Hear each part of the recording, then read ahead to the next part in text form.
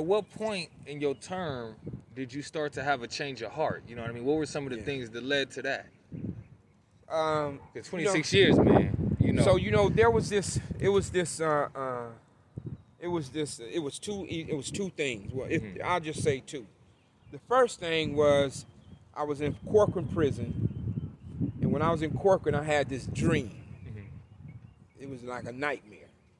And in the dream, my little brother, who was dead at the time, who I ended up in prison behind, my little brother and my oldest brother, Victor, well, he's the second to the oldest, they used to get in a fight all the time. So in my dream, we were in this garage, like a big oil garage or whatever, and they were getting in this fight. And I always came to my little brother rescue, told my brother leave him alone, get in the middle of it. Yeah.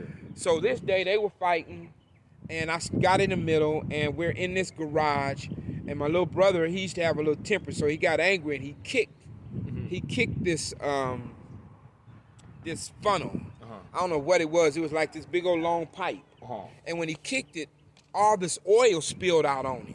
Like black oil spilled out on him. On him? On my brother, my little brother, the one who had passed, the one who I ended up in the prison behind, retaliating. Okay, yeah. So the oil spilled out on him, and then his body just immediately ignited. Oh, wow. In flames, right? Dang. And this was a dream that I had, right? I'm in this dream. Right. And my little brother is calling me to help him. But I can't get to him because the flames were so hot in my dream that I couldn't get to him. Right.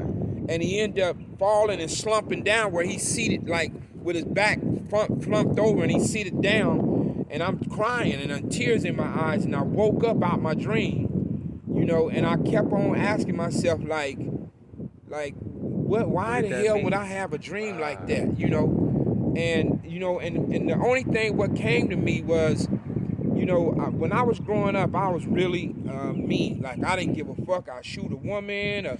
I was just really mean. Right? And with this crime that I was in there on, I kept thinking, like, I never went to the funeral of my little brother because I didn't want to see him in no casket. I never seen any of that. The last time I remember seeing him is when he asked me to give him some money to get his hair done, because they had these little Jerry curls, and he had this one he wanted done. It was like $100 and something.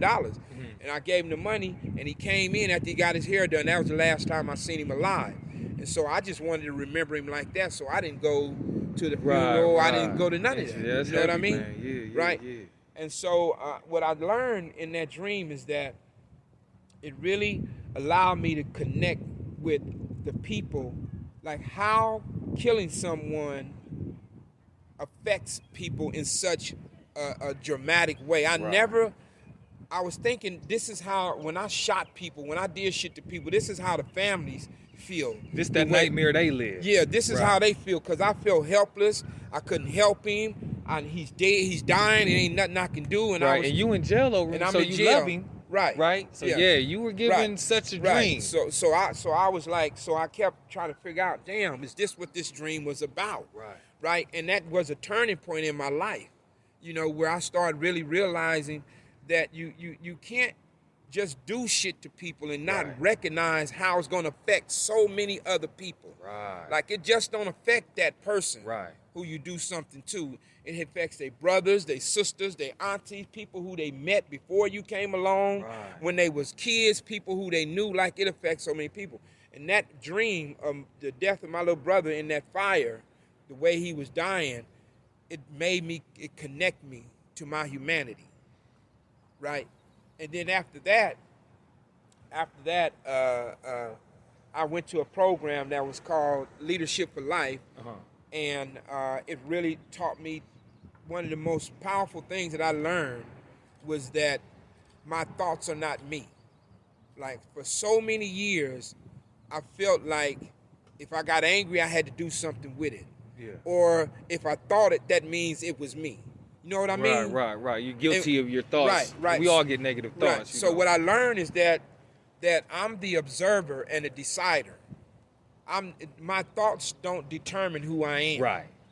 Right. And for me, that was a big thing. It was like a big transformation for me. Right, because we lived our thoughts. Right. Exactly. Most definitely. Right. And so that's why that's what those two moments in my life is what really changed my life. Changed me to start seeing things differently. To be able to consider other things. Because you know, when you gang banging and you in this culture in this life, you ain't trying to consider other shit because it could potentially put you in jeopardy. Right. Right? It can potentially put your life in risk. Right. So what you know. Yeah. Right? And you don't want to change what you know because that's what's keeping you alive. Right, exactly. You know what I mean? So but what I learned is that doesn't necessarily mean it's keeping me alive. I'm just surviving. I'm not living. Yeah, exactly. Right. You're just surviving. Right, I'm just surviving. And so I want to do more than survive. Yeah, and you know, that reminds me of, you know, a line I heard in the movie one time where a dude said, you know, these men have to live with themselves. Right? That was a perfect example of a man having to live with himself, right? Having to wake up from nightmares from the things he's done, right? Now it's on you whether you gon', you know, rise to the occasion and change, let it change you, or be destroyed.